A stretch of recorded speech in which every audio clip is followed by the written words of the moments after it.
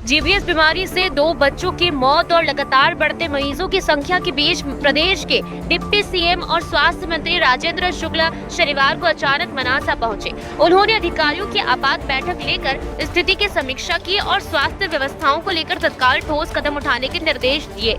Deputy CM ने Manasa civil अस्पताल में डेलीगेट वार्ड शुरू करने, एडवांस लाइफ सपोर्ट एम्बुलेंस उपलब्ध कराने, विशेषज्ञ डॉक्टरों की तैनाती और वेंटिलेटर बेड की व्यवस्था सुनिश्चित करने के निर्देश दिए। साथ ही जीबीएस बीमारी के इलाज के लिए आवश्यक दवाइयां और इंजेक्शन मनासा में ही पर्याप्त मात्रा में उपलब्ध कराने को कहा। उन्होंने स्पष्ट किया कि इंदौर और अहमदाबाद में इलाजरत मरीजों के उपचार की पूरी जिम्मेदारी राज्य शासन उठाएगा। इस दौरान डिप्टी सीएम राजेंद्र शुक्ला ने मृतक बच्चों के परिजनों से मुलाकात कर संवेदना व्यक्त की और उन्हें हर संभव सहायता का भरोसा दिलाया। बाद में उन्होंने सिविल अस्पताल के स्पेशल वार्ड का निरीक्षण किया और डॉक्टरों से चर्चा कर उपचार व्यवस्थाओं की जमीनी हकीकत का जायजा लिया। एनएचएम की एमडी सलोनी सिडाना है, कमिश्नर उज्जैन आशीष सिंह भी यहाँ पर हैं, कलेक्टर भी हैं और हम लोगों ने यहाँ पर बैठक करके और क्या अभी तक इलाज हुआ है, जो लोग भर्ती हैं उनकी क्या स्थिति है, 2 पेशेंट जो वेंटिलेटर में है वो वेंटिलेटर से अब बाहर आने की उनकी तैयारी है, खतरे से वो दोनों बाहर हैं। 2 लोगों की दुर्भाग्यपूर्ण मृत्यु हुई है और बाकी जो हमारे 14 में से पेशेंट हैं वो खतरे से बाहर हैं। पूरे एहतियात बरतने के लिए मैंने निर्देश दिए हैं। मनासा सिविल हॉस्पिटल में एक डेडिकेटेड वार्ड बनाने के लिए बोला है।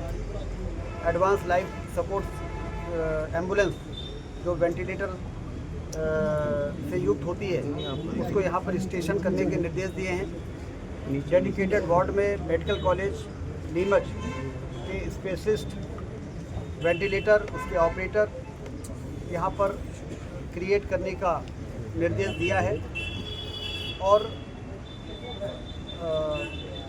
जो बीमारी से संबंधित लक्षण है, क्योंकि लक्षण के आधार पर ही पकड़ में आते हैं, तो पूरी टीम पिछले दिनों से जिला प्रशासन लगा हुआ है और घर घर में जाके और इस प्रकार के लक्षण वाले यदि कोई भी व्यक्ति हैं जिनको सर्दी और खांसी की शिकायत है, उनको डेडिकेटेड वार्ड में लाया जाएगा और यहाँ पर विशेषज्ञों की टीम उसको देखेगी।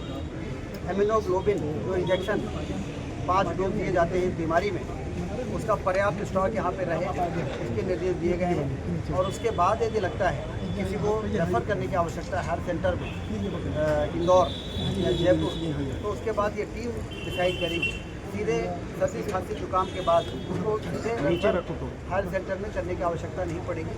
इसके लिए जो ज़रूरी इंतजाम है वो किए गए हैं। उसके साथ ये कंट्रोल रूम यहाँ पर खोला जाएगा। यदि उस कंट्रोल रूम में भी इस प्रकार के लक्षण यदि किसी के परिवार में किसी व्यक्ति के आते हैं तो उस कंट्रोल रूम में रिपोर्ट करेंगे, जिससे कि वो टीम उनको लाके और मनासा के अस्पताल में उनका प्राथमिक परीक्षण कर सके। और एहतियात के रूप में अधपका भोजन कोई ना करे, उबला हुआ पानी ही पिए जब तक ये मामला सेटल डाउन नहीं होता है। ये जानवरों को छूने के बाद हाथ साबुन से जरूर धोएं। इस प्रकार के 4 निर्देश भी जारी किए हैं, जिसको आपके माध्यम से मनासा के घर घर में पहुंचाने के लिए आपसे भी निवेदन हम लोग कर रहे हैं कि पर्याप्त जागरूकता होनी चाहिए, क्योंकि इस प्रकार की बीमारी जब आउटब्रेक होती है और उसके बाद यदि हम सावधानी नहीं बरतते हैं तो ये मासेस में जाती है। WTP प्लांट और जो हमारा सोर्स है वहाँ के सैंपल लिए गए हैं और उसमें इस प्रकार का कोई कंटेमिनेशन प्राइमा फेसाई नहीं पाया गया है, लेकिन उनके सैंपल NMRI हैदराबाद में 8 सैंपल भेजे गए हैं और कोलकाता में 18 सैंपल भेजे गए हैं। Food sample national meat research institute Hyderabad, animal sample national institute of virology Pune और human serum and water sample national institute for research and bacterial infection Kolkata भेजा गया है।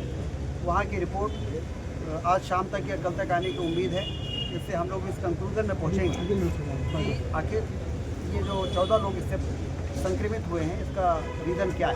तो एक तरफ हम कारणों पे जा रहे हैं, एक तरफ हम इलाज में जा रहे हैं, एक तरफ मनासा के सिविल अस्पताल को अपग्रेड करने की जो हमारी योजना है, जिसमें 85 अतिरिक्त पद सेंक्शन हुए हैं, उसमें एक डेडिकेटेड वार्ड खोल रहे हैं और जन जागरूकता अभियान इन 4 चरणों में पूरा प्रशासन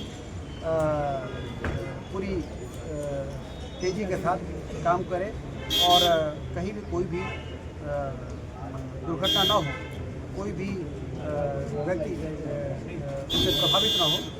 ये योजना से जहाँ भी खर्चा हो रहा है पूरा राज्य शासन उसका इलाज उठा रहा है।